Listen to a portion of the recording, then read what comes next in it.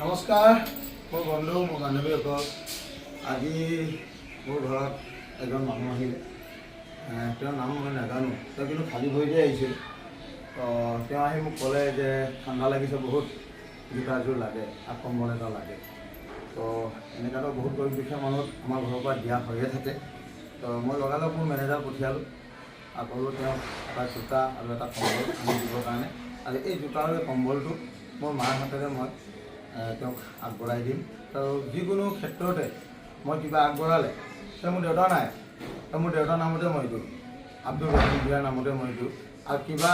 দিবলগীয়া থাকিলে হাতেৰে তো মোৰ মাৰ হাতেৰে মই দিওঁ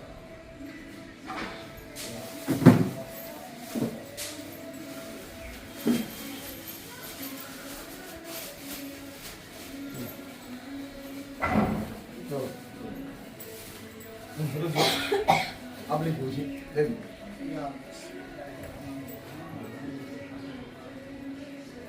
क्या रखिए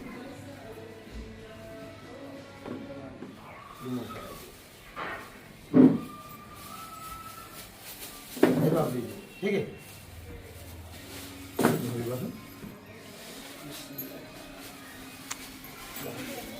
तो এনেদৰে যদি এতিয়া ঠাণ্ডা আহিছে